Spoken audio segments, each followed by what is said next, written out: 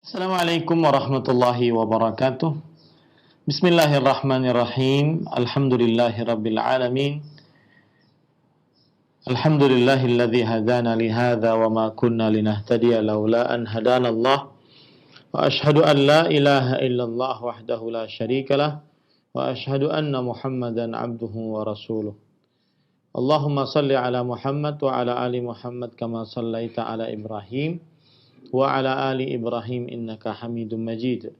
Wa barik ala Muhammad wa ala ali Muhammad kama barakta ala Ibrahim wa ala ali Ibrahim innaka Hamidum Majid.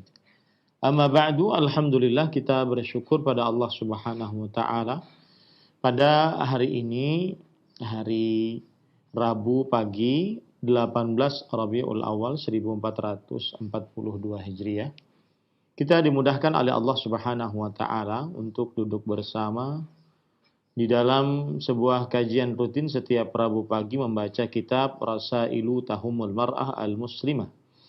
Risalah penting untuk wanita muslimah yang ditulis oleh Fadilatul Syekh Al-Allamah Profesor Dr. Abdul Razak bin Abdul Muhsin Al-Badr Hafizahumallahu Ta'ala. Salawat dan salam semoga selalu Allah berikan kepada Nabi kita Muhammad sallallahu alaihi wa ala alihi wasallam, pada keluarga beliau, para sahabat, serta orang-orang yang mengikuti beliau sampai hari kiamat kelak. Dengan nama-nama Allah yang husna dan sifat-sifatnya yang mulia, kita berdoa, Allahumma inna nas'aluka ilman nafi'an wa rizqan tayyiban wa amalan mutaqabbala. Wahai Allah, sesungguhnya kami mohon kepada Engkau ilmu yang bermanfaat, rezeki yang baik, dan amal yang diterima. Allahumma amin. Ahibati hafizakumullah ta'ala, pada pertemuan kali ini kita membahas tentang risalah yang kedua. Risalah yang ketiga, yaitu tentang penulis mengatakan sifatuz zaujati as-salihah, yang artinya sifat-sifat istri yang salihah. Ini adalah risalah yang ketiga dan yang terakhir yang ditulis oleh penulis di dalam Rasailu Tahumul Mar'ah Al-Muslimah. Risalah penting untuk wanita muslimah. Kita lihat kita memerlukan berapa lama membaca risalah yang ketiga ini.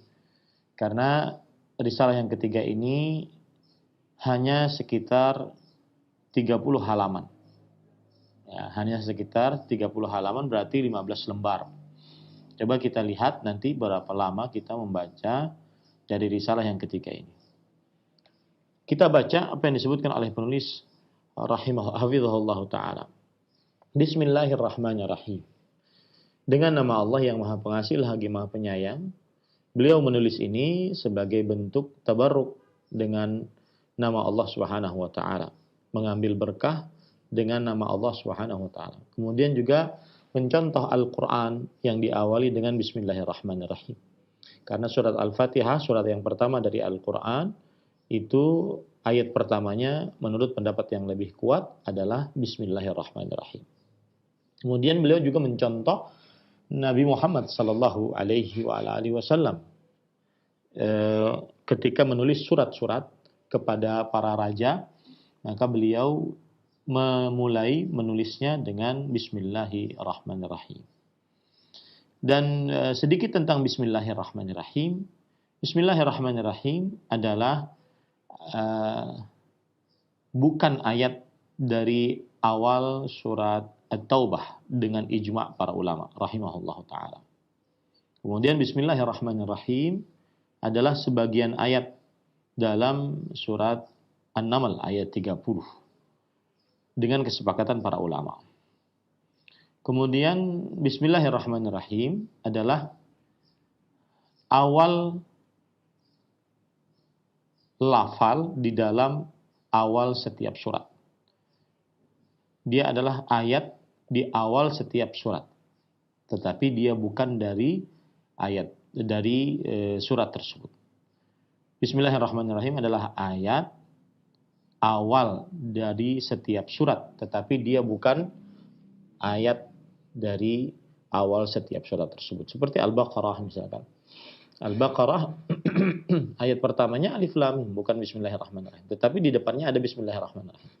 Jadi dia adalah awalan setiap surat, tetapi dia bukan dari ayat di awal setiap surat tersebut. Kemudian bismillahirrahmanirrahim di dalamnya terdapat 3 nama Allah Subhanahu wa taala yang mulia. Allah, Ar-Rahman, Ar-Rahim.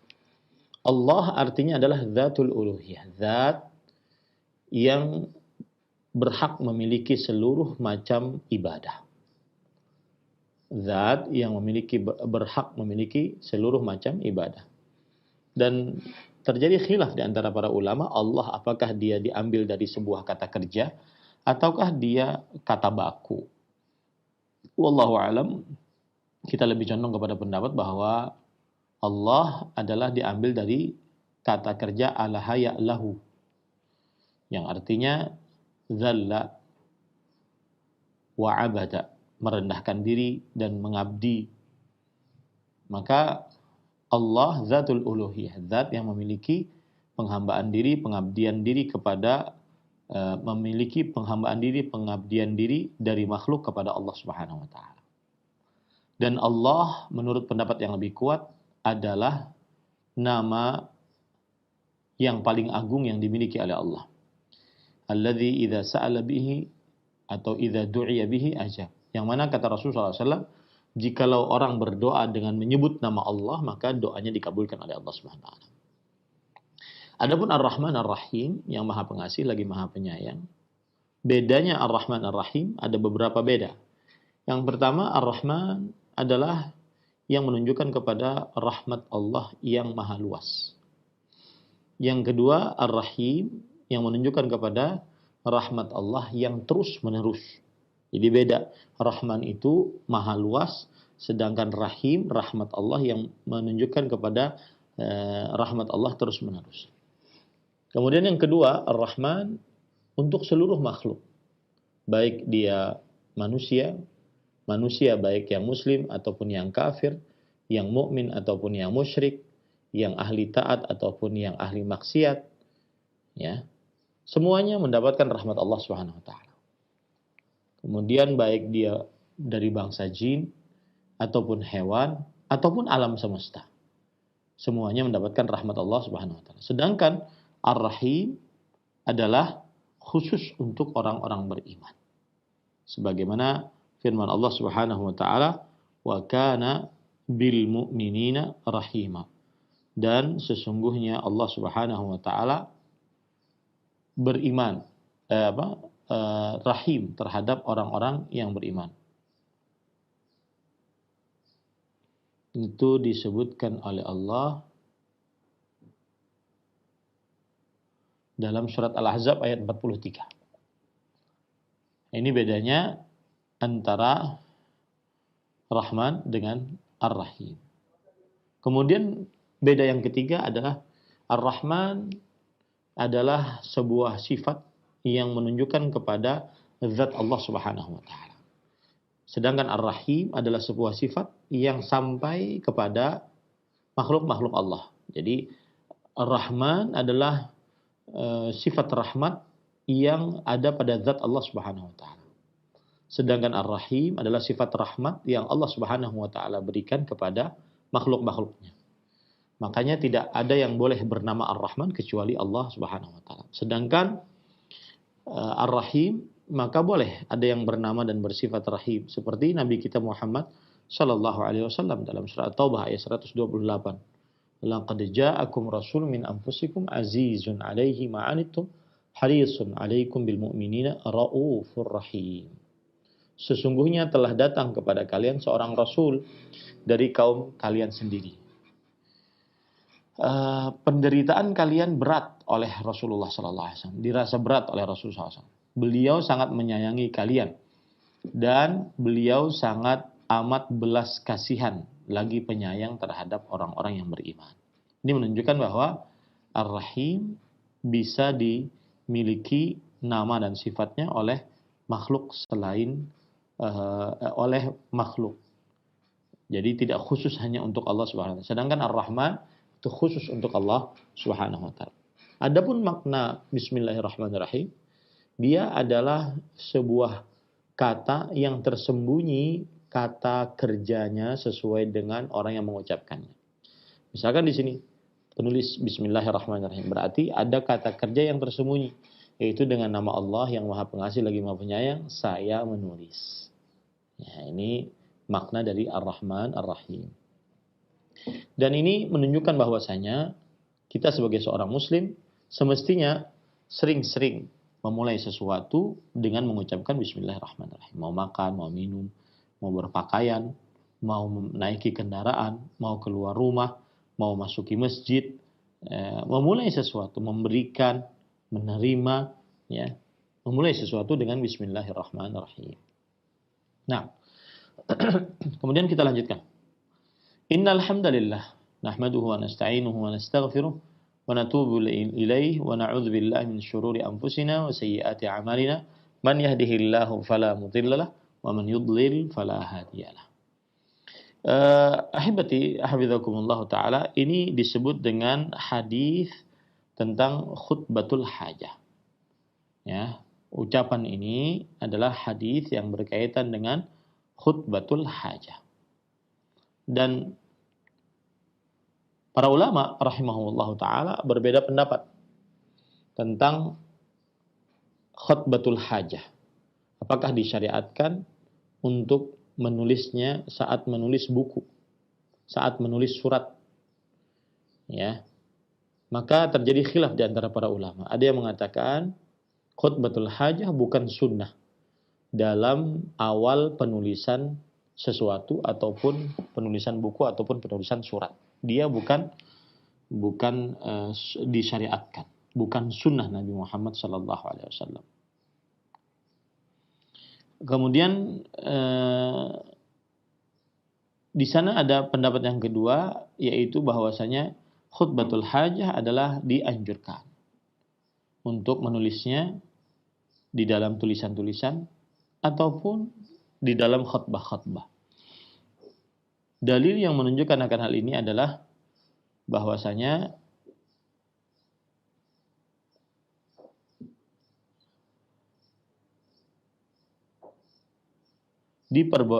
bahwasanya Nabi Muhammad SAW memulai khutbahnya dengan khutbatul hajah.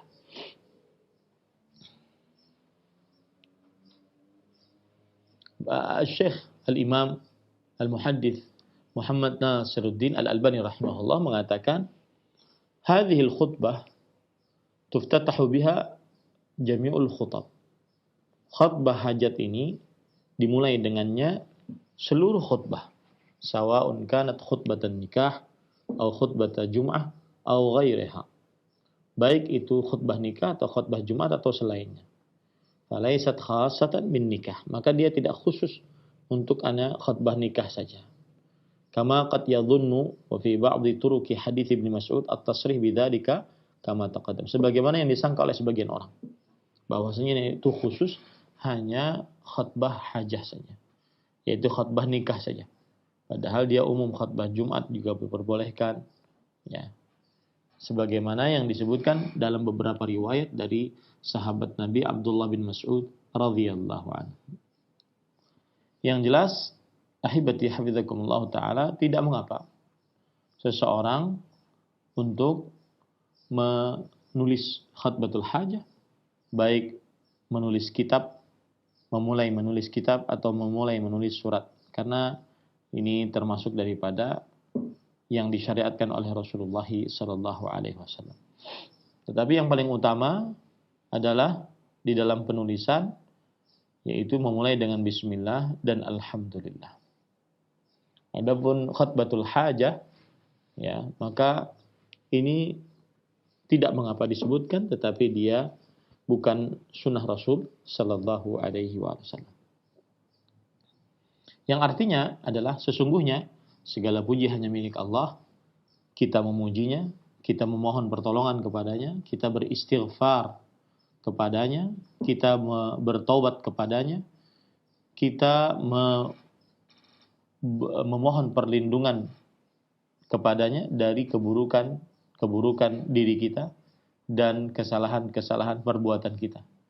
Barang siapa yang diberi petunjuk oleh Allah Subhanahu wa taala, maka tidak ada seorang pun yang menyesatkannya. Dan barang siapa yang disesatkan, maka tidak ada seorang pun yang memberikan petunjuk untuknya. Wa asyhadu an la ilaha illallah wahdahu la syarikalah wa asyhadu anna Muhammadan abduhu wa rasuluh sallallahu alaihi wa ala alihi wa ashabihi ajmain.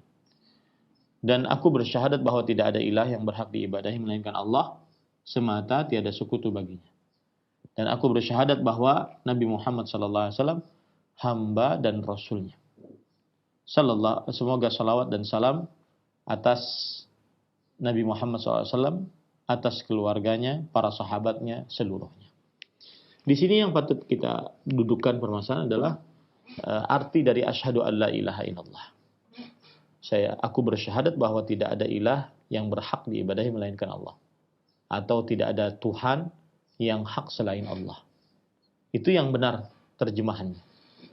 Adapun tiada Tuhan selain Allah, maka ini benar tetapi kurang sempurna. Karena kalau kita tidak tambahkan Tuhan yang hak ataupun sembahan yang hak, maka ini kurang tepat dan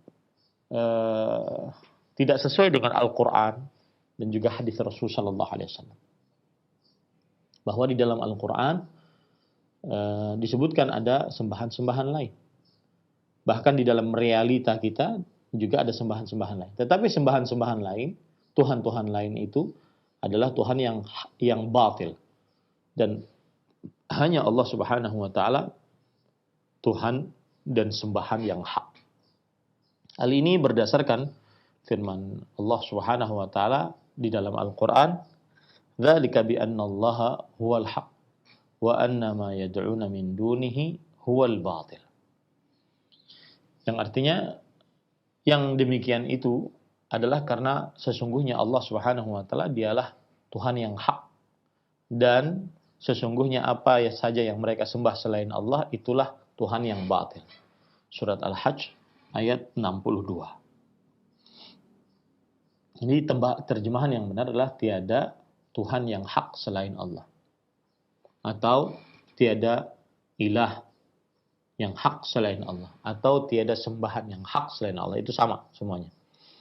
Adapun dengan arti tiada Tuhan selain Allah, maka ini kurang sempurna. Atau ada juga yang mengartikan la ilaha illallah dengan tiada pencipta selain Allah. Ini juga kurang sempurna.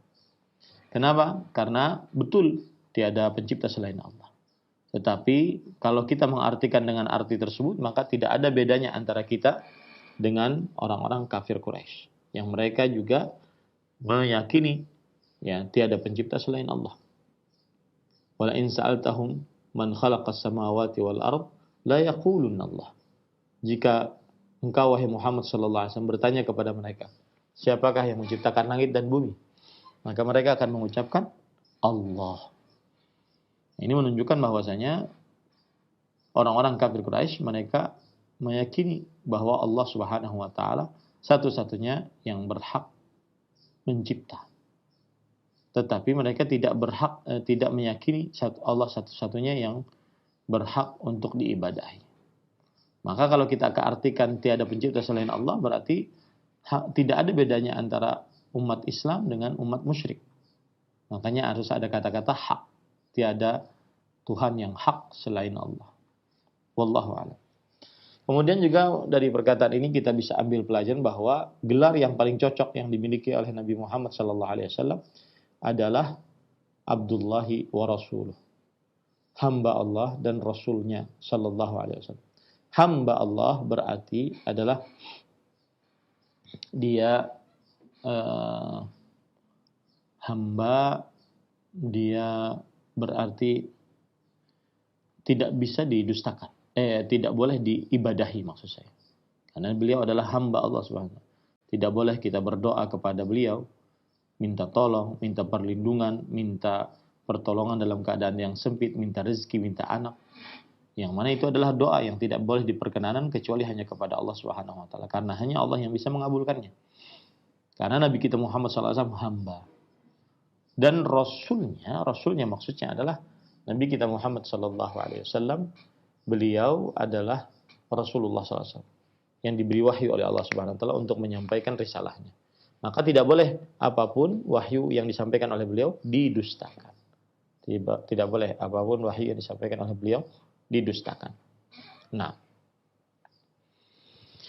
kemudian beliau mengatakan amma ba'du. Amma ba'du adalah istilah orang Arab untuk memotong perkataan sebelumnya dan memulai perkataan yang baru. Fa inna mawdu'a hadhihi ar-risalati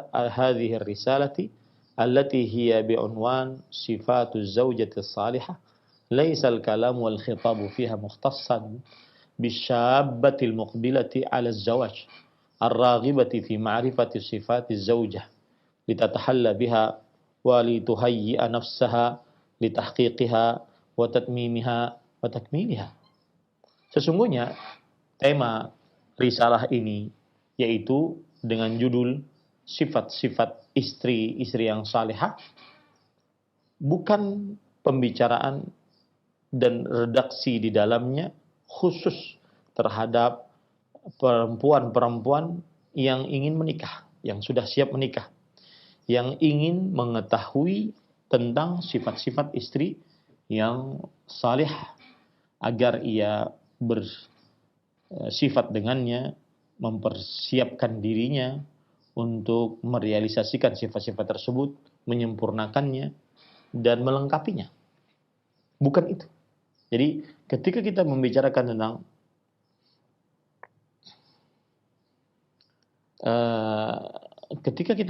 tentang seorang atau sifat-sifat perempuan, sifat-sifat istri yang salihah, maka kita tidak membicarakan tentang bukan hanya untuk para perempuan sebagai calon-calon istri yang salihah, tetapi agar perempuan tersebut bisa bersifat dengannya, bisa belajar, bisa mempersiapkan dirinya. Bukan itu saja, kata Syekh. Walaysa aidan mukhtassan bil mar'ah al-mutazawwijah allati ahabbat li nafsiha sifat az-zawjah as-salihah lituhafiz 'alayha wa lituhaqqiqaha fi hayatiha. Dan bukan juga khusus untuk perempuan yang sudah bersuami, yang menyukai untuk dirinya sifat-sifat istri yang salihah tersebut, ya, agar dia selalu menjaganya, agar dia selalu merealisasikannya dalam kehidupannya. Bukan hanya untuk itu saja. Pembicaraan sifat-sifat istri yang salihah bukan hanya untuk perempuan yang perawan yang ingin menikah, atau bukan hanya untuk istri yang sudah mempunyai suami. Bukan, kama annahu laysa mukhtassan bil mar'ah al-muqassirah li'ilaji ma 'indaha min at-taqsir wa tadhkiriha bi jawanibin naqs li tatadarakah amraha wa hayataha az-zawjiyyah al-karimah. Dan ini juga bukan untuk seorang perempuan yang dia meremehkan, seorang istri yang dia meremehkan, ya, dalam kehidupan rumah tangganya, agar dia bisa mengobati apa saja yang merupakan kekurangannya, kemudian mengingatkan sisi-sisi kekurangannya, agar dia memperbaiki keadaannya dan juga kehidupannya ketika dia menjadi istri. Bal innahu khitabun. Jadi bukan untuk perempuan yang single, bukan untuk istri yang ingin selalu berpenampilan yang baik di hadapan suami, bukan hanya juga untuk istri yang dia meremehkan sifatnya di hadapan suaminya, bukan. Tetapi ini tulisan khitabun wa tadhkiratun a'ammu min hadza kulli. Tetapi ini tulisan, ini peringatan lebih umum daripada seluruh itu. Wa huwa tadhkiratun lil ab alladhi yuridu li banatihi wa man tahta yadihi nash'atan tayyibatan wa hayatan karimatan wa dukhulan lil hayati zawjiyah ala wafqi muradillahi wa muradi rasulih sallallahu alaihi wasallam litakuna aunan lahu liyudzakkirahunna bid-dhawabit asy-syar'iyyah was-sifatil mar'iyyah allati yanbaghi lil fatati an tansha'a 'alaiha. Tetapi tulisan ini yang berjudul Sifat Istri-istri yang Shalihah ini adalah redaksi dan peringatan lebih umum dari hal itu semua. Maka dia adalah peringatan untuk para orang tua, untuk ayah yang menginginkan anak perempuannya dan siapa saja yang di bawah kuasanya agar berkembang dengan perkembangan yang baik, hidup dengan hidup yang mulia, dan masuk ke dalam kehidupan berkeluarga sesuai dengan yang diinginkan oleh Allah Subhanahu wa taala dan Rasulullah sallallahu alaihi wasallam. Agar ia aunan lahu, agar ia bisa memberikan pertolongan. Tulisan ini bisa memberikan pertolongan kepada para orang tua, sehingga orang tua mengingatkan anak-anak perempuannya dan seluruh perempuan-perempuan yang di bawah tanggung jawab orang tua dengan batasan-batasan syariat dan sifat-sifat yang sesuai, yang semestinya seorang wanita muslimah dia hidup di atas sifat-sifat tersebut. Wa tazkiratun lil tulisan ini juga sebagai peringatan bagi ibu, kalau tadi bagi bapak. Wahya ra'iyatun fi baitiha. Sebab seorang ibu adalah pemimpin di rumah suaminya. Wa mas'ulatun an banatiha, dan dia bertanggung jawab atas anak-anak perempuannya. Wa muwajjihatun lahunna, dan ibulah yang memberikan bimbingan, wejangan untuk anak-anak perempuannya. Wa katsirun minal banat yansha'u ala anwa'in minal akhlaq was sifat iktasabnaha minal Dan kebanyakan dari para perempuan akan tumbuh berkembang di atas berbagai macam sifat dan akhlak yang mereka ambil dari ibu mereka. Maka tulisan ini untuk para ibu juga. Wa huwa tadhkiratun aidan lid-du'at, dan tulisan ini sifat istri-istri yang salihah adalah juga peringatan untuk para pendakwah lil inayati bihadzal amr, agar memperhatikan perkara ini, wal ihtimami bihi, dan untuk memprioritaskan perkara ini, wassa'i fi nashri hadhihi sifat al-fadilah wal akhlaqil hamidati wal khilalil mubarakah, dan berusaha untuk menyebarkan sifat-sifat ini, sifat-sifat yang mulia ini, akhlak-akhlak yang terpuji ini, dan sifat-sifat yang penuh dengan berkah ini. Litakuna sifatin mulazimatan lil banati wan nisa'i fi mujtama'i al-iman wa fi diyaril mu'minin, agar sifat-sifat tersebut menjadi sifat yang selalu dimiliki oleh para anak-anak perempuan di tengah masyarakat yang penuh dengan keimanan, di tengah keluarga orang-orang beriman. La siyama wa nahnu na'ishu zamanan غزيت فيه المرأة غزوا لم يحصل لها في أي فترة من فترات التاريخ السابقة. Terutama kita hidup di sebuah masa yang para perempuan digempur dengan sebenar-benarnya. Tidak pernah terjadi pada masa-masa sebelumnya dari sejarah. Abra majalatin adidah. Perempuan digempur melalui majalah-majalah yang bermacam-macam, wa qanawatin katsirah, melalui tempat-tempat yang banyak, wa wasaila mutaaddidah, sarana-sarana yang bermacam-macam, tahdifu lil ihatati bi'iffatil mar'ah, yang mana tujuannya adalah untuk menghilangkan kesucian para perempuan tersebut, wa syarafiha, dan kemuliaannya, wa kamaliha, dan kesempurnaannya, wa hilyatiha, dan keindahannya, wa zinatiha, dan perhiasannya, wa imaniha wa akhlaqiha wa fadilatiha, dan keimanannya, dan akhlak mulianya, dan keutamaannya. Jadi Syekh di sini ingin mengingatkan bahwa tulisan sifat zaujah salihah bukan hanya untuk anak perempuan, yang belum menikah, bukan hanya untuk istri yang sudah menikah, bukan hanya untuk istri yang meremehkan sifat-sifat istri yang salihah agar dia memperbaiki dirinya, tetapi dia lebih condong juga kepada bekal seorang bapak ketika mendidik anak perempuan, bekal seorang ibu ketika mendidik anak perempuannya. Disebabkan karena kita hidup di tengah masyarakat, di sebuah masa yang mana para perempuan benar-benar digempur habis agar dihancurkan kemuliaannya, kesempurnaannya, perhiasannya, akhlaknya, imannya.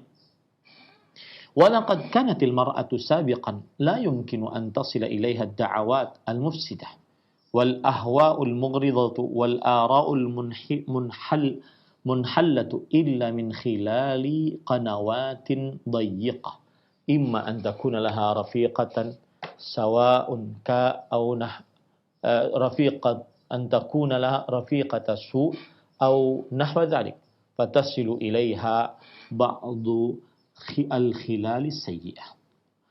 Dulu para perempuan tidak mungkin sampai kepadanya ajakan-ajakan kerusakan, hawa nafsu yang melalaikan, pendapat-pendapat yang menghancurkan, kecuali berdasarkan dari qanawat dayyiqah, yaitu tempat-tempat yang sangat sempit, ya, sangat sempit. Baik itu berupa teman yang buruk atau yang semisalnya, maka sampailah kepadanya sebagian dari sifat-sifat yang buruk. Artinya, zaman dahulu seorang wanita muslimah tidak terlalu banyak godaannya, ya, tidak terlalu banyak godaannya. Yang paling minimal mungkin dari televisi. Dan tidak semua orang juga punya televisi, atau dari teman yang buruk, ya. Artinya seorang perempuan muslimah, dia akan menyimpang dari jalan Allah yang lurus, sedikit sekali yang bisa menjadikan dia orang yang menyimpang dari agama Allah Subhanahu wa taala. Nah, kemudian ammal yaum fatasilu ilal mar'ah qazuratil alami kullih. Adapun hari ini, zaman sekarang ini, fatasilu ilal mar'ah qazuratul alami kullihi atau kulluhu, sampai kepada perempuan kotoran-kotoran dunia seluruhnya. Wa aradhilul alami kulluhu, dan sampah-sampah dunia seluruhnya. Wa fasadul alami kulluhu, kerusakan-kerusakan dunia seluruhnya. Wa hiya fi qa'di dariha duna an takhruja min baitiha, dan perempuan itu di dalam rumahnya, tidak perlu keluar rumah, ya. Fa tajlisul mar'atu fi hujratiha amama asy-syashah, maka seorang perempuan duduk di dalam kamarnya di hadapan komputer atau di hadapan TV, atau min khilali syabakah al-internet, atau melalui internet, atau min khilali ba'du al-majallati al-habitah, atau berdasarkan dari majalah-majalah yang merusak. Fayatasallalu ila aqliha wa fikriha wa qalbiha kullu syarrin wa fasad, maka masuklah ke dalam akal perempuan tersebut, pikiran perempuan tersebut, dan perasaan perempuan tersebut, segala macam kerusakan dan keburukan. Fahiya tahtaju litakuna salihatan, afifatan, dayyinatan, qanitatan lillahi subhanahu wa ta'ala, an tasudda an nafsiha manafidhat su' wa tara'iq asy-syarr wa dawakhil al-fasad. Maka seorang perempuan memerlukan agar dia menjadi wanita yang salihah, wanita yang suci, wanita yang kuat agamanya, wanita yang taat kepada Allah Subhanahu wa taala, untuk menutup dari dirinya jendela-jendela keburukan, jalan-jalan keburukan, dan tempat-tempat masuk kerusakan. Dia harus tutup pada zaman sekarang ini. Wahia mas'uliyatun kabiratun aidan. Alaman wallahu Allahu amraha wa huwa amrun 'azimun yahtaju ila ihtimamin balighin wa inayatin fa'iqatin. Dan ini adalah tanggung jawab yang besar juga atas siapa saja yang diberikan oleh Allah Subhanahu wa taala kewenangan Dan dia adalah perkara yang besar, yang memerlukan perhatian yang sangat mendalam dan keseriusan yang sangat tinggi. Artinya, hal-hal yang merusak perempuan sangat mudah di zaman sekarang untuk didapatkan oleh para perempuan. Dia tidak perlu keluar rumah banyak. Dia hanya perlu di dalam rumahnya, tetapi semua yang dia tonton kadang-kadang bertentangan dengan apa yang disyariatkan oleh Allah Subhanahu wa taala. Aqul. Maka kemudian beliau mengatakan, Syekh Abdul Razzaq bin Abdul Muhsin Al-Badr hafizahumullah taala mengatakan, maka saya mengatakan fi dhilli hadhil hal, dalam keadaan seperti ini, wa ma'a qillati tadhkir, dan di samping juga sedikitnya wa ma'a qillati tadhkir, sedikitnya peringatan, wa nudratil mudzakkir bi sifatil iman was sifatil fadilah wan nu'utit thayyibah allati yanbaghi an tatahalla biha al-mar'ah, dan jarangnya orang yang mengingatkan dengan sifat-sifat keimanan, sifat-sifat kemuliaan, sifat-sifat yang baik, yang mana semestinya seorang wanita muslimah bersifat dengan hal itu. Zahara fi katsirin minan nasi dha'fun wa wahnun. Minan nisa'i dha'fun wa wahnun. Maka nampak di dalam kebanyakan para perempuan kelemahan dan juga kekurangan. Wa fasha fihinna qillatul haya wad din. Tersebar di tengah wanita muslimah sedikitnya rasa malu dan minimnya agama. Wa dhahara bainahunna anwa'un katsiratun minat taqsir. Dan nampak di antara para perempuan macam-macam dari peremehan-peremehan, terutama dalam perkara agama. Wa tara'iqa syatta minal ikhlal, dan jalan-jalan yang bermacam-macam untuk kerusakan. Wa ba'du, maka setelah ini, fahadhihi kalimatun an sifatiz zaujah as-salihah. Inilah tulisan-tulisan, ucapan-ucapan tentang sifat-sifat istri yang salihah. As'alullah al-karim rabbal arsyil azim an yaktuba fiha khairan wa naf'a. Aku memohon kepada Allah Subhanahu wa taala yang mulia, Rabb Arsy yang agung, untuk menuliskan di dalam tulisan ini kebaikan dan juga manfaat. Wa an yaj'alaha miftaha khairin wa mighlaqa syarrin. Dan semoga tulisan-tulisan ini menjadi kunci kebaikan, kunci pembuka kebaikan dan kunci penutup keburukan. Wa an yaj'alaha fiha hidayatan lil qulub. Dan semoga tulisan ini menjadikan di dalamnya petunjuk untuk hati-hati, terutama para perempuan. Wasalahan lin nufus, dan untuk kebaikan bagi jiwa-jiwa, terutama para perempuan. Wasilatan bi rabbil alamin, dan sebagai hubungan untuk berhubungan dengan Rabb alam semesta. Litahqiqi ridahu wa naili mahabbihi subhanahu wa ta'ala. Wal bu'du amma yuskhituhu wa yubghiduhu jalla wa ala. Ya, agar ditahqiqi ridahu, untuk mendapatkan keridhaan Allah dan mendapatkan kecintaan Allah Subhanahu wa taala, dan jauh dari apa yang mendatangkan murkanya, mendatangkan kemarahannya Allah Subhanahu wa taala. Fa aqulu wa billahi asta'in. Maka saya ucapkan dengan menyebut nama Allah, dengan memohon pertolongan dari Allah Subhanahu wa taala. Indama natahaddatsu an sifatiz zaujah as-salihah wa 'anis salah yanbaghi alla taghiba anna qa'idatun 'azimah fi hadzal bab. Ketika kita berbicara tentang sifat istri-istri yang salihah dan juga tentang kesalihan secara umum, maka semestinya tidak boleh hilang dari kita sebuah kaidah yang agung di dalam perkara ini. Hiya ussul mawdu' wa asasun li tahsilis salahi wa iktisabihi wa nailihi. Dia adalah pondasi dasar perkara ini dan pondasi untuk mendapatkan kesalihan.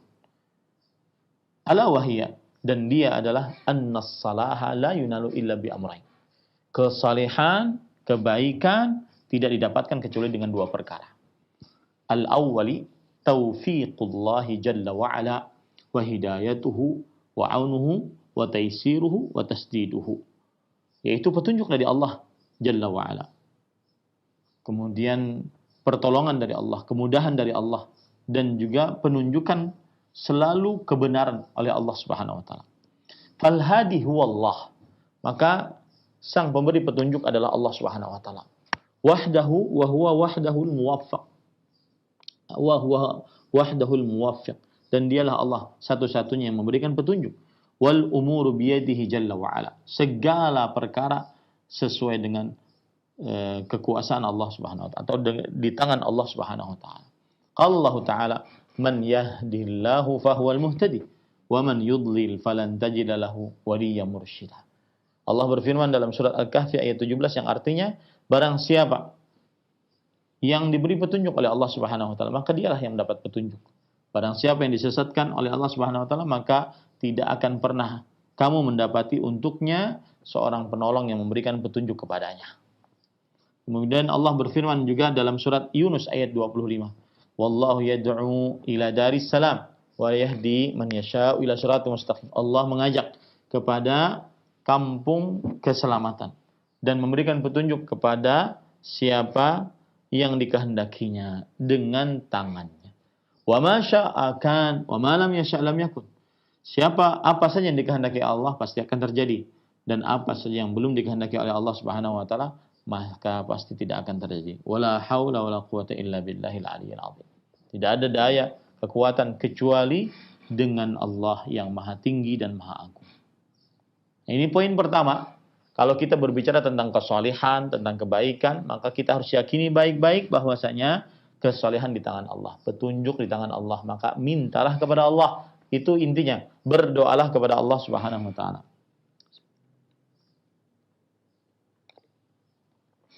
Kemudian wal amrul akharu sa'yul insan wa badluhu juhduhu wa wus'uhu fi naili salahi wa talabihi wa suluki asbabihi wa wasailihi.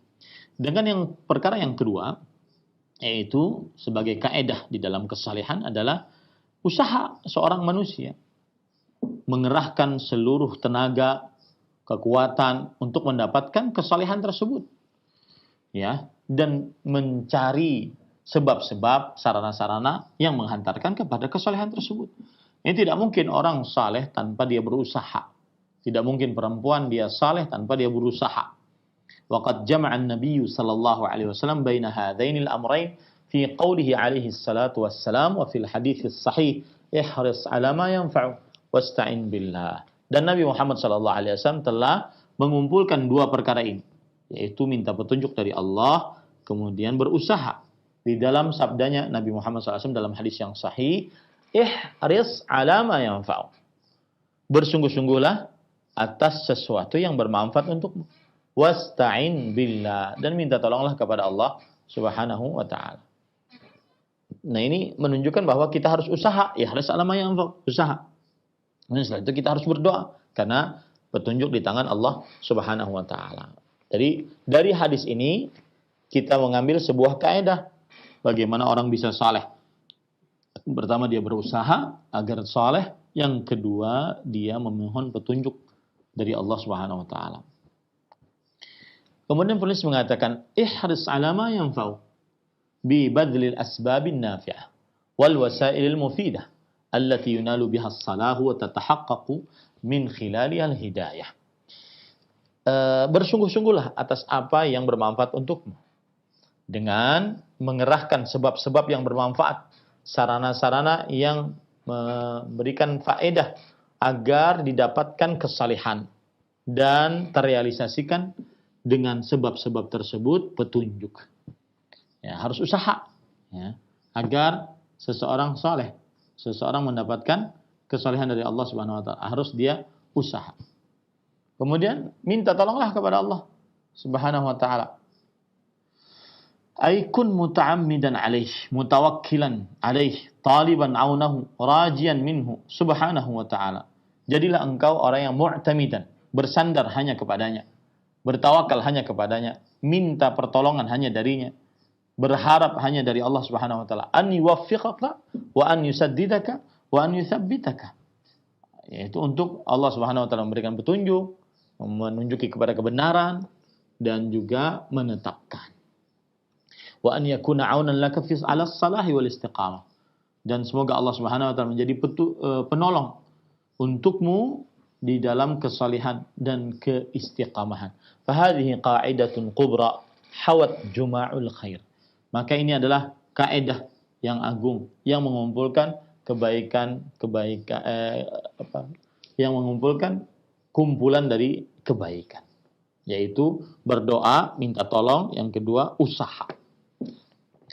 Wa qa'idatun ukhra la budda min at-tanbihi 'alayha ala wa hiya anna manba' as-salahi wa asla ma'rifatihi wa sabila ar-dirayati bihi wal hidayata ilaihi huwa kitabullah wa sunnatu nabiyhi sallallahu alaihi wasallam. Kaidah yang lain yang harus diingatkan juga, yaitu selain doa, selain usaha manusia, bahwa sumber kesalehan dan pokok pengetahuannya dan jalan untuk mengenalnya, petunjuk kepadanya adalah Al-Quran dan hadis Rasul sallallahu alaihi wasallam. Fakana wajiban, maka wajib baginya, wa mutaakkidan ala kulli mudzakkirin bis salah, maka wajib baginya dan ditekankan atas setiap orang yang mengingatkan tentang kesalehan, wal islah da'iyan ilaih, tentang kesalehan dan perbaikan, yang mengajak kepadanya an yakuna mu'awwilan fi dzalika kullih ala kitabillahi azza wa jalla wa sunnati rasulih al-karim sallallahu alaihi wasallam. Hendaknya dia mu'awwil, yaitu menyandarkan itu seluruhnya kepada Al-Quran dan hadis Rasul sallallahu alaihi wasallam. Maksudnya adalah yang ketiga ini, setelah kita berdoa, usaha berdoa, kemudian dijadikan selalu yang menjadi sandarannya adalah Al-Quran dan hadis Rasul sallallahu alaihi wa ala alihi wasallam. Nah,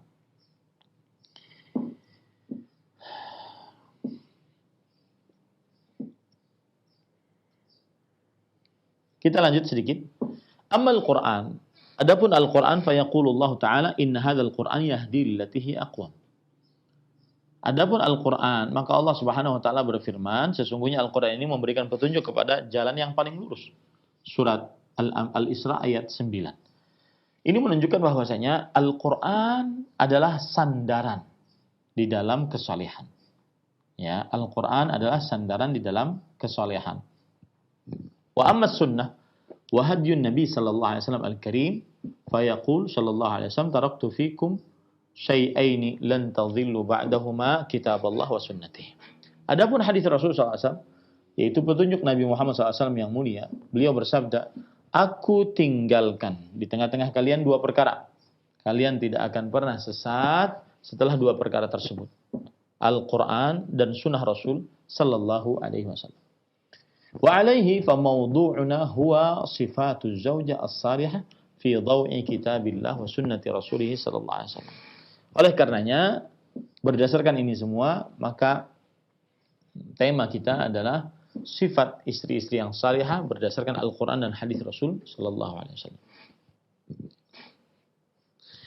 Nah, kemudian penulis mengatakan, wa kullu sifatin taridu fi hadhil kalimah ta'ti maqrunatan bidaliliha madmumatan ila mustanadiha min kitabillah wa sunnati rasulih sallallahu alaihi wasallam.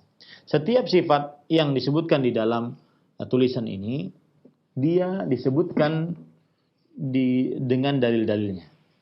Kemudian digabungkan kepada apa yang termaktub di dalam Al-Quran ataupun hadis-hadis Rasul sallallahu alaihi wasallam. Wa qa'idatun thalithah wa hiya asasun tubna alaihi jami'ut ta'at. Yang artinya dia adalah kaidah yang ketiga itu, dia adalah sebuah pondasi yang dibangun di atasnya seluruh ketaatan.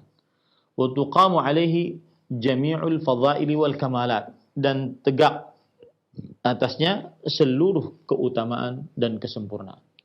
Ala wahiyya tahqiqu taqwallahi ta'ala. Ya, ala wahiyya, yaitu dia adalah merealisasikan takwa kepada Allah Subhanahu wa taala. Fa innaha usul fadhail.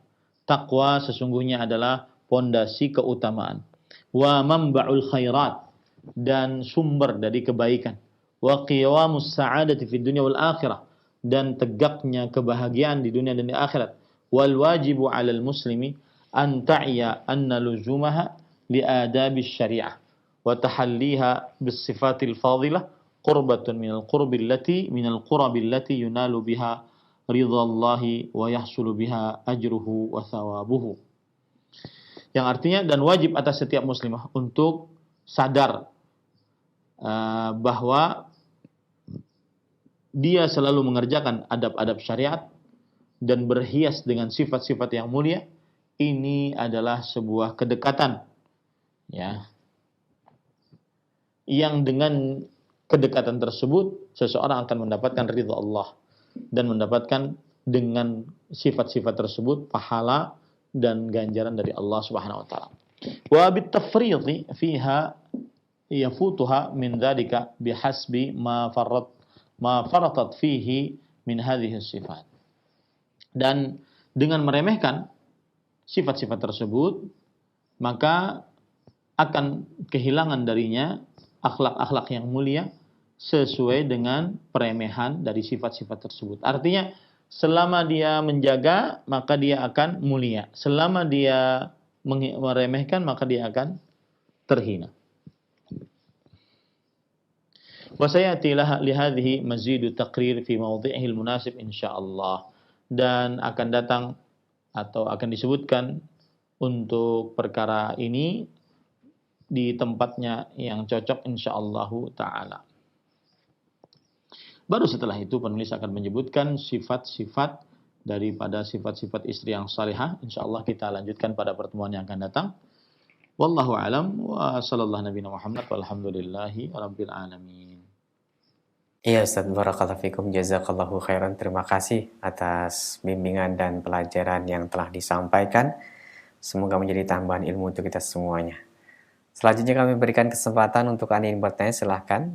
Yang pertama kami berikan kesempatan untuk Anda yang menghubungi kami via telepon, silahkan.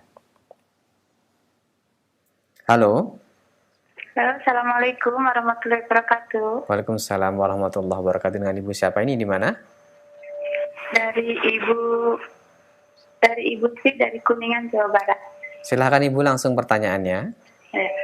Ustaz, saya seorang ibu, apakah benar kalau menginginkan anaknya sukses itu ibu harus berdoa dengan tulus, yang utamanya itu salat malam istiqomah agar anaknya menjadi sukses untuk dunia dan akhiratnya?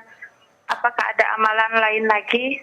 Yang satu lagi Pak Ustaz, apakah istighfar apa yang bisa mengangkat kedua orang tuanya yang sudah meninggal agar mengangkat derajatnya, atau apakah ada waktu-waktu tertentu istighfarnya? Terima kasih. Assalamualaikum warahmatullahi wabarakatuh. Waalaikumsalam warahmatullahi wabarakatuh. Terima kasih kepada Ibu yang bertanya. Silakan Ustaz.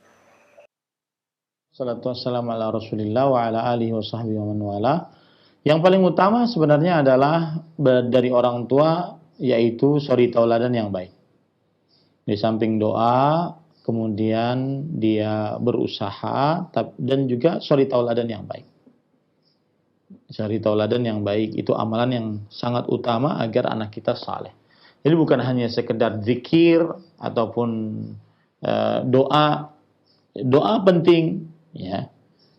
Tetapi dia juga mengerjakan suri tauladan yang baik, sehingga anak bisa mencontoh bahwasanya, dan tadi sudah disebutkan bahwa kalau seandainya seseorang anak perempuan sering sekali dia mengambil dari ibunya akhlak-akhlak ibunya, maka kita katakan hendaknya seorang ibu dia mencontohkan contoh-contoh yang baik. Wallahu a'lam. Nah, Ustaz, barakallahu fikum, jazakallahu khairan. Terima kasih atas jawaban dan nasihat yang bermanfaat. Selanjutnya masih kami angkat kembali bagi Anda yang menginginkan untuk dapat bertanya langsung via telepon, silahkan. Halo. Halo, Assalamualaikum. Waalaikumsalam warahmatullahi wabarakatuh. Dengan Ibu siapa, di mana? dengan hamba Allah. Begini Pak Ustadz, saya mau bertanya tentang haid. Saya ini selalu dihantui keraguan kalau suci dari haid Pak Ustadz. Kemarin pas kejadian hari ke-8, saya kan haidnya tidak menentu sucinya Pak Ustadz. Hari ke-8 masih ada cairan kudrah begitu Pak Ustadz, putih campur ke kuning-kuningan. Saya masih belum mandi Pak Ustadz, sampai saya tunggu cairan putih. Terus di hari 9, 10, 11, ke-12 masih tetap ada walaupun sedikit. Saya belum berani. Terus di hari ke-12 Pak Ustadz, saya lihat cairan kecil, cairan bening sedikit. Terus kalau saya tekankan ke farji itu Pak Ustadz masih ada bekas kuning. Mana yang jadi patokan ya Pak Ustadz? Ya, baik, terima kasih Bu. Ya, makasih Pak Ustadz. Assalamualaikum warahmatullahi wabarakatuh. Waalaikumsalam warahmatullahi wabarakatuh. Silahkan. Saya berharap agar para yang bertanya langsung bertanya, ya tidak perlu cerita, tapi bertanya. Apa hukum keluar darah kecoklat-coklatan setelah hari ke-8? Begitu bertanya. Jadi bukan cerita, ya. Jawabannya adalah bahwa Rasul Shallallahu Alaihi Wasallam pernah mengajarkan kepada para sahabat wanita, di antaranya dalam hadis riwayat Bukhari, Abu Daud dari Ummu Atiyah radhiyallahu anha, beliau bercerita, "Kunna la na'uddul qudrata was-sufrata ba'da tuhri syai'a." Yang artinya kita tidak menganggap al-qudrah, yaitu cairan yang keluar berwarna kotor, was-sufrah, yaitu cairan yang berwarna kekuning-kuningan, setelah suci sama sekali. Ini menunjukkan bahwa apabila wanita itu sudah suci, kemudian keluar cairan yang keruh atau cairan kekuning-kuningan, maka ini tidak dianggap haid. Maka ini tidak dianggap haid. Ini kalau seandainya dia mengetahui dirinya sudah suci, maka cairan yang kotor atau cairan kekuning-kuningan, maka itu dianggap bukan haid, tetapi adalah istihadhah. Taib. Sekarang yang jadi masalah adalah wanita tadi mengatakan bahwa tidak memiliki waktu haid. Jadi tidak tahu kapan haidnya, kebiasaannya. Karena waktu haidnya mungkin berbeda-beda. Ini terjadi kepada beberapa perempuan. Maka jawabannya ada cara bagi perempuan menentukan bahwa dia haid atau tidak, yaitu dengan melihat jenis darah yang keluar. Dengan melihat jenis darah yang keluar. Darah yang keluar aswadun yu'rif, kata Rasul. Aswadu yu'rif. Hitam pekat. Kemudian baunya menyengat. Kemudian juga dia adalah tidak kental setelah keluar. Tidak kental setelah keluar. Beda dengan darah biasa. Setelah keluar dari tubuh kita, kalau darah biasa maka dia mengental. Maka darah haid tidak seperti itu. Nah, dengan sifat-sifat tersebut kita akhirnya para perempuan mengetahui dia sedang haid atau tidak. Ini bagi siapa yang tidak memiliki kebiasaan waktu haid. Tapi bagi yang memiliki kebiasaan waktu haid, maka dia hitung kebiasaan tersebut, kemudian setelah selesai kebiasaannya, maka dia mandi. Nah, apapun yang keluar dari setelah dia mandi tersebut, dari kotoran atau air yang keruh, air yang kuning, maka itu tidak dianggap sebagai haid. Itu dianggap sebagai darah istihadhah. Dan apabila dia darah istihadhah, maka pada saat itu dia seperti wanita suci lainnya, dan dia boleh untuk sholat dan seterusnya. Allahu a'lam. Baik, barakallahu fikum. Terima kasih para Ustadz yang telah menyampaikan jawaban yang bermanfaat. Selanjutnya kami bacakan dari pesan singkat pertanyaan yang telah masuk.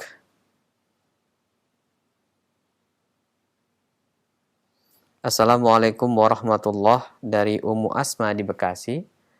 Ustadz, bagaimana menyikapi suami yang sehari-hari tidak lepas dari HP-nya? Sampai di ranjang pun asik bersama HP, banyak grup-grup dari SD sampai kuliah, kemudian suka ngobrol dengan temannya, akan tetapi tidak ngobrol lagi dengan anak dan istrinya. Mohon nasihat kepada kami, silahkan. Bismillah, alhamdulillah, wassalatu wassalamu ala rasulillah wa ala alihi wa sahbihi wa man walah. Jika bertanya tentang hukum, maka yang seperti ini haram dilakukan oleh suami. Karena berarti suaminya tidak berlaku baik kepada istrinya. Allah Subhanahu wa taala berfirman, wa ashiruhunna bil ma'ruf.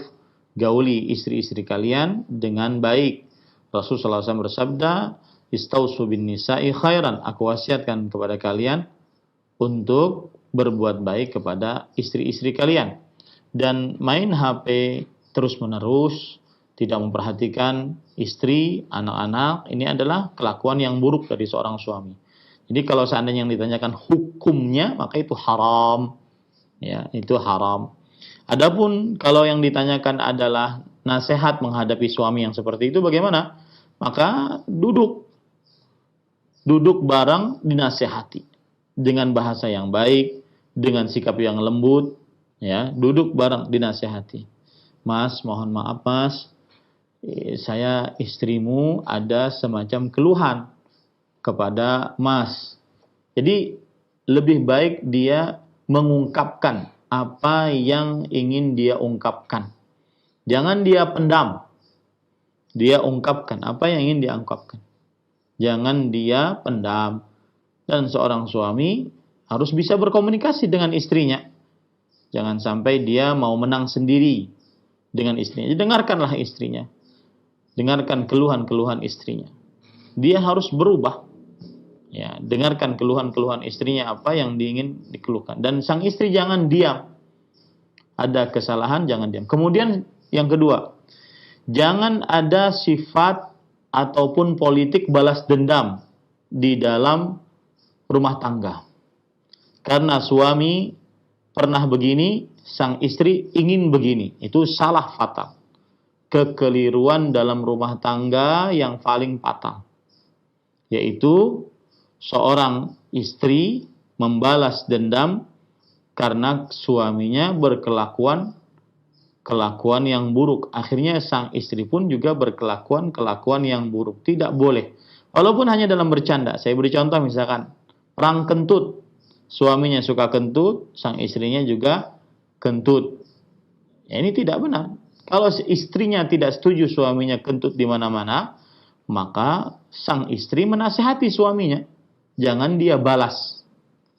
Ya, jangan dia membalas.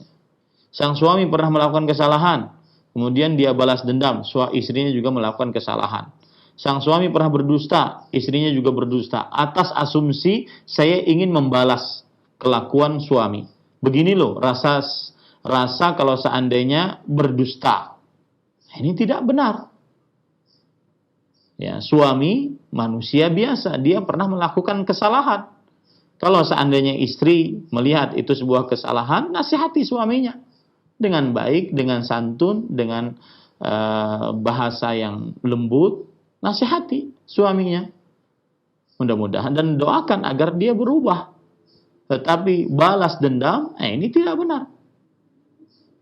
Seperti misalkan lagi suaminya tidak perhatian kepada hubungan ranjang dengan istrinya karena terlalu sibuk dengan handphonenya. Maka kemudian sang istri juga membalas dendam saat suami ingin berhubungan badan dengan istrinya, dia cuek-cuekan karena ingin balas dendam. Ini tidak benar. Ya, tidak benar politik balas dendam di dalam hubungan suami istri. Yang benar adalah saling nasihat menasehati, jangan dibalas dendam. Karena suami manusia, istri manusia, dua-duanya pernah melakukan kesalahan. Kullu bani Adam khata'. Setiap anak Adam adalah orang yang selalu melakukan kesalahan. Maka jangan ada politik balas dendam di dalam hubungan suami istri. Itu tidak benar. Suami selingkuh, istrinya ingin selingkuh. Ini tidak benar.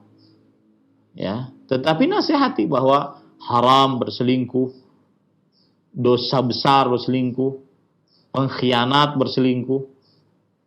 Nah, pada saat itu seperti itu. Bukan berarti kemudian misalkan sang suami pernah berselingkuh, kemudian sang istri merasa dia ingin balas dendam kepada suaminya. Agar sang suami merasakan bagaimana pahitnya diselingkuhi. Ya, ini tidak benar. Manusia tempat salah. Suami mungkin sedang lemah iman, istri mungkin sedang lemah iman, maka jangan balas dendam.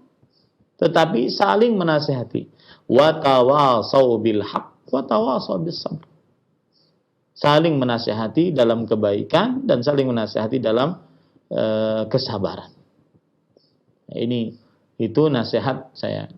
Ada beberapa nasihat tadi bagaimana menghadapi suami. Kalau yang ditanya sikap istri menghadapi suami seperti itu adalah menasihati dengan bahasa yang lembut, dengan bahasa yang santun, terutama apabila sang istri sudah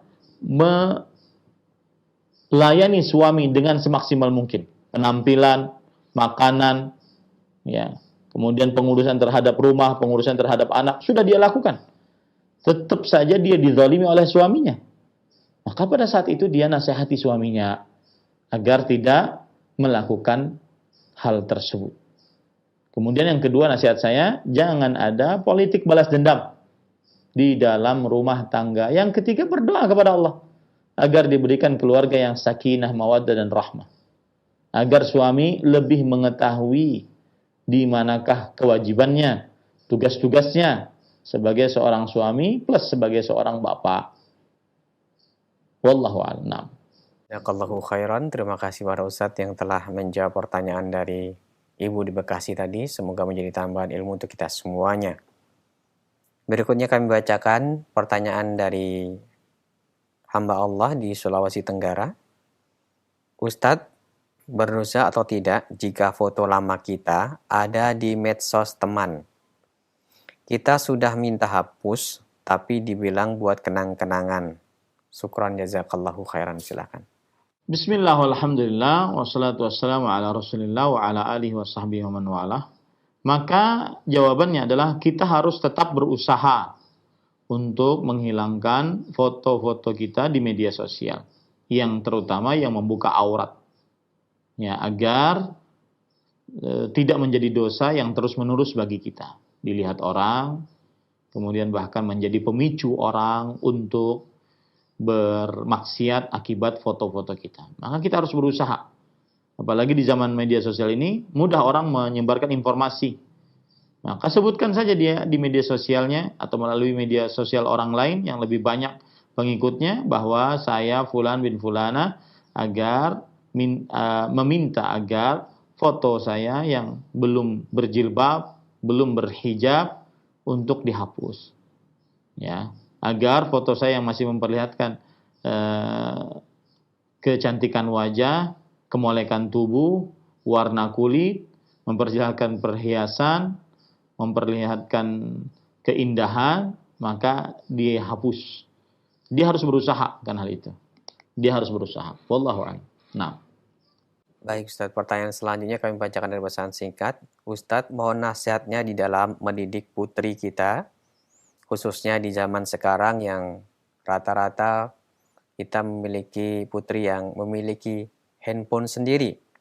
Ketika bersama, insya Allah bisa saya kendalikan. Akan tapi di luar sana, kadang-kadang bermain aplikasi yang berjoget-joget dan menampakkan kecantikannya supaya mendapatkan perhatian dari lawan jenis. Kita sebagai orang tua kadang miris, akan tetapi susah mengendalikannya apabila di luar. Silahkan Ustaz. Bismillah, walhamdulillah, wassalatu wassalamu ala rasulillah, wa ala alihi wa sahbihi wa man walah. Ahibati, hafizakumullahu ta'ala, ada sebuah kisah yang mungkin menjadi pelajaran bagi kita semua. Bagaimana kisah ini membuat perkara menjadi penting. Yaitu Muqatil bin Hayyan rahimahullah, seorang ulama tafsir. Beliau menemui Khalifah Al-Mansur rahimahullah saat dibaiat menjadi khalifah. Kemudian Al-Mansur sang khalifah yang baru dibaiat mengatakan, "Idni ya Muqatil." Wahai Syekh Muqatil, nasihati aku. Kemudian Muqatil bin Hayyan rahimahullah berkata, a'idzuka bima ra'aitu au bima sami'tu. Apakah engkau ingin aku nasihati engkau dengan sesuatu yang aku lihat atau yang aku dengar? Artinya kisah yang aku lihat langsung atau kisah yang aku dengar. Maka kata Al-Mansur sang khalifah, bal bima ra'aita. Ya, nasihati aku dengan nasihat yang engkau lihat langsung. Engkau lihat langsung. Kemudian Muqatil bin Hayyan rahimahullah berkata, "Ya Amirul Mukminin, inna Umar bin Abdul Aziz anjaba 11 waladan." Wahai Amirul Mukminin Al-Mansur, Umar bin Abdul Aziz rahimahullah, seorang khalifah di masa tabi'in. Beliau mempunyai anak 11 anak. Wa taraka 18 dinaran. Dan beliau meninggalkan 18 dinar ketika beliau meninggal. Kuffina bi 5 dananir. Dari 18 dinar tersebut, 5 dinar untuk kain kafannya. 18 kurang 5 berarti 13 dinar. Anaknya 11. Berarti 11 dibagi 13 dibagi 11. Itulah harta warisnya. Wasturiya lahu qabrun bi 4 dananir. Lalu dibelikan untuknya tanah kuburan dengan 4 dinar. Oh, masih dikurangi berarti. 18 kurang 5 menjadi 13. Taib, sedangkan anaknya 11. 13 kurang 4 menjadi 9. Berarti 9 dinar. Harta warisan Umar bin Abdul Aziz, sang khalifah. Wa wazza'al baqi ala abna'i. Sisanya dibagikan kepada anak-anaknya sebagai ahli waris. Ini kisah yang pertama. Umar bin Abdul Aziz, khalifah, bahkan digadang-gadang sebagai al-khalifah ar-rasyid. Yang kelima, setelah 4 khalifah dari para sahabat. Umar bin Abdul Aziz dari kalangan tabi'i. Karena di zaman beliau keadilan kemakmuran hampir sama dengan di zaman khalifah-khalifah yang 4 tersebut. Tetapi ketika beliau meninggal, Umar bin Abdul Aziz cuma meninggalkan 9 dinar dari harta warisnya yang dibagikan kepada 11 anak-anaknya. Cerita yang kedua, Hisham bin Abdul Malik. Hisham bin Abdul Malik adalah seorang khalifah juga. Anjaba 11 waladan. Juga mempunyai anak 11. Wa kana nasibu kulli wahidin wa kulli waladin minat tarikah alfa dinar. Dan Hisham bin Abdul Malik memberikan bagian harta waris dari setiap anaknya 1.000.000 dinar, alfa dinar, 1.000.000 dinar. 11, setiap anaknya yang 11 tersebut dibagikan 1.000.000 dinar, 1.000.000 dinar, 1.000.000 dinar, dan seterusnya sampai 11. Kemudian kata Muqatil bin Hayyan, wallahi ya Amirul Mukminin, demi Allah, wahai Amirul Mukminin, laqad ra'aitu fi yaumin wahidin ahada abna'i Umar bin Abdul Aziz yatasaddaqu bi 100 faras lil jihad fi sabilillah.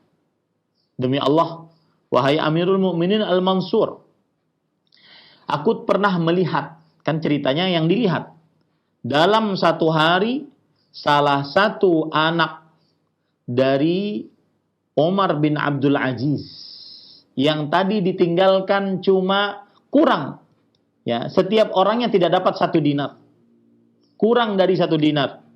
Tetapi sepeninggal bapaknya, salah satu anak dari Umar bin Abdul Aziz bersedekah dengan 100 kuda untuk berjihad di jalan Allah. Kebalikannya, anak Hisham bin Abdul Malik, wa ahadu abna'i Hisham yatasawwalu fil aswaq. Anak Hisham bin Abdul Malik menjadi peminta-minta di pasar-pasar. Ini cerita. Waqad sa'alan nasu Umar bin Abdul Aziz. Umar bin Abdul Aziz wa huwa ala firashil maut. Orang-orang bertanya kepada Umar bin Abdul Aziz saat Umar bin Abdul Aziz sakit keras. Madza tarakta li abnaika ya Umar? Wahai Umar, apa warisan yang engkau tinggalkan untuk anak-anakmu? Umar bin Abdul Aziz menjawab. Ini jawaban atas pertanyaan yang disebutkan tadi. Taraktu lahum taqwallah. Aku tinggalkan untuk mereka takwa kepada Allah Subhanahu wa taala. Artinya Umar bin Abdul Aziz mengajari anaknya, mendidik anaknya di atas takwa.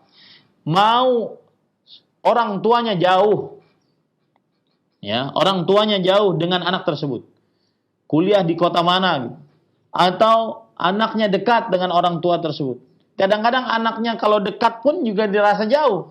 Karena anak sudah punya handphone, masuk ke kamar, kunci kamar, selesai urusan. Di dalam kamar dia buka aurat, joget sana sini, ya, padahal di samping kamar orang tuanya, sang anak tersebut. Jadi jangan berkilah bahwasanya kalau dia sudah jauh dari orang tua, maka dia akan berbuat macam-macam dengan handphonenya.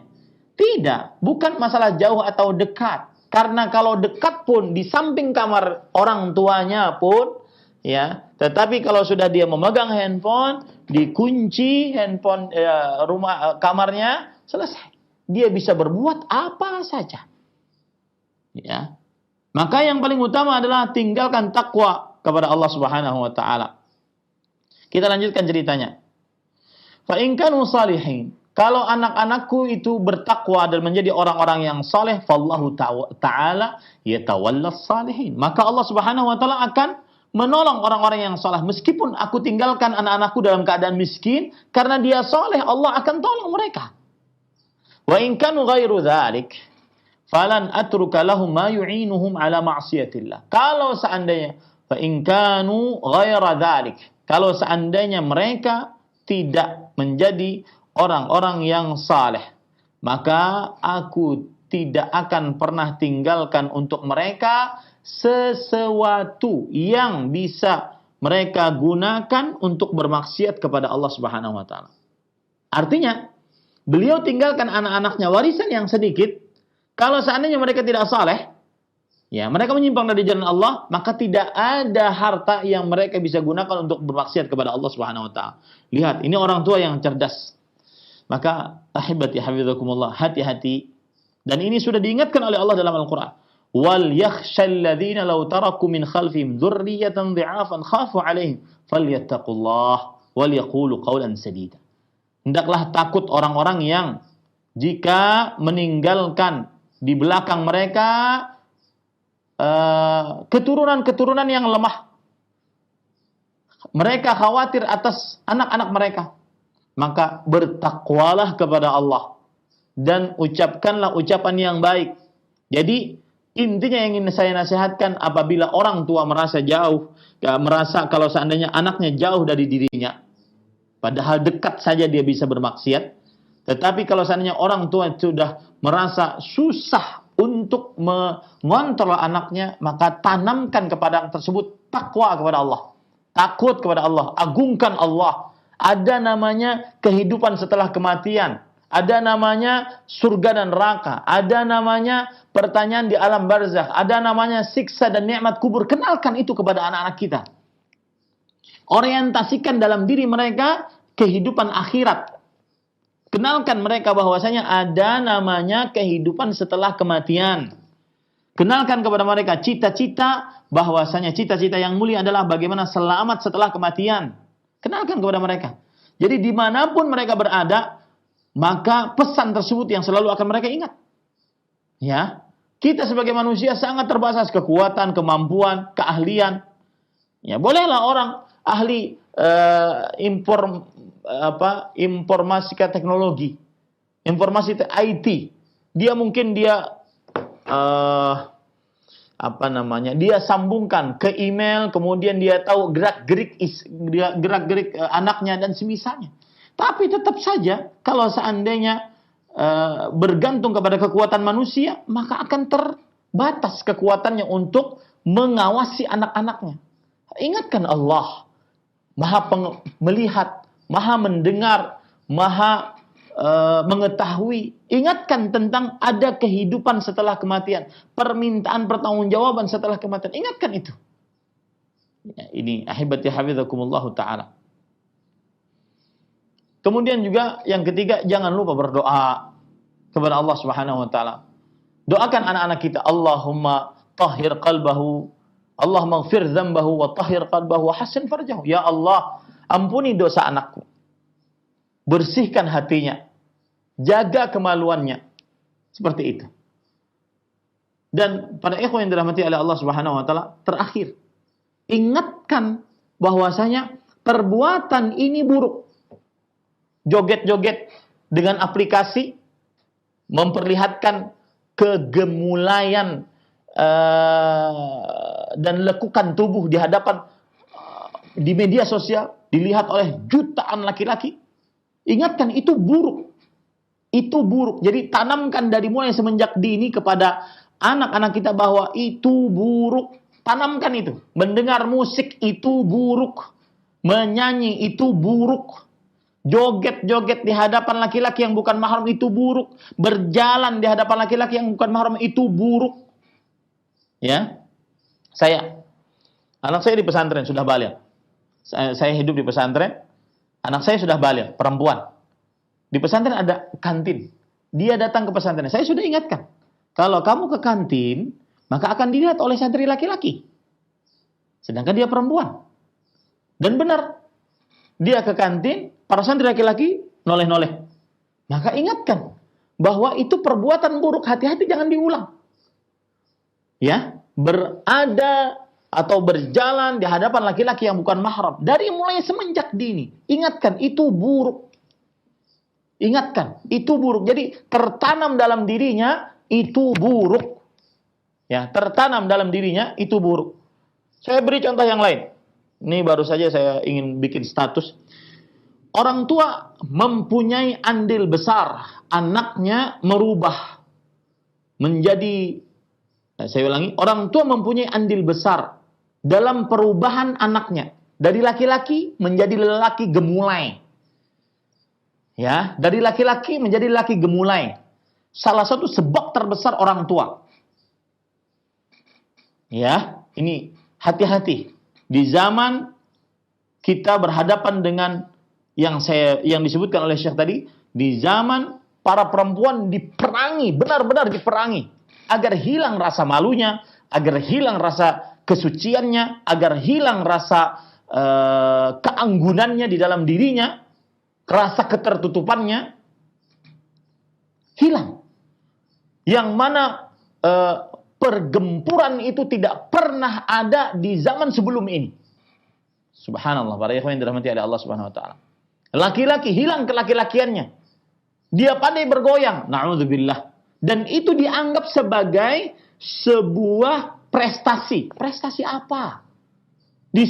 Disebut kadang-kadang oleh para netizen, ini bibit unggul. Ketika laki-laki bisa goyang lebih gemulai daripada perempuan. Bibit unggul. Bibit unggul apa? LGBT, iya.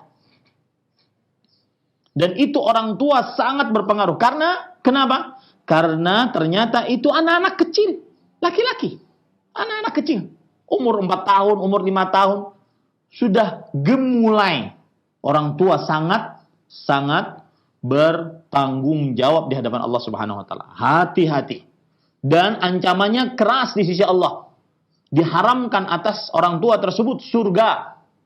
Diharamkan mencium bau surga. Hati-hati. Yang salah didik kepada anak-anaknya. Yang salah beri tontonan kepada anak-anaknya. Hati-hati. Maka saya akan nasihatkan beberapa nasihat tadi. Semoga bermanfaat. Wallahu a'lam. Na'am. Barakallahu fikum wa jazakallahu khairan. Terima kasih atas nasihat yang bermanfaat yang telah disampaikan. Semoga menjadi tambahan ilmu untuk kita semuanya.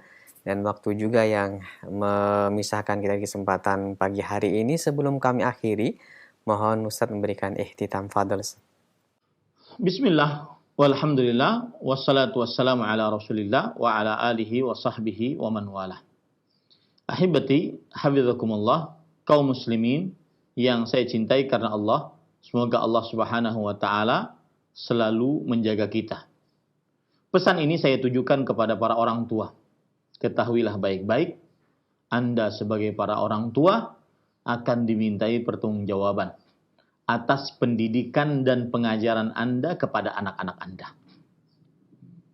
Dan apabila kita tidak lulus dalam pertanggungjawaban tersebut, maka siksanya sangat berat, diharamkan dari surga dan pantas masuk ke dalam neraka karena dianggap sebagai orang tua yang tidak amanah, dianggap sebagai orang tua yang pengkhianat. Maka hati-hati, jangan sampai kita menjadi orang tua yang benar-benar tidak amanah di dalam mendidik anak-anak kita. Lihat kehidupan anak-anak kita dari mulai akidahnya, ibadahnya, muamalahnya, dan adab serta akhlaknya. Lebih baik kita berletih-letih di dunia, kemudian bersenang-senang dengan surganya Allah Subhanahu wa taala nanti di akhirat, dibandingkan kita masa bodoh dengan segala macam kehidupan yang dijalani oleh anak-anak kita.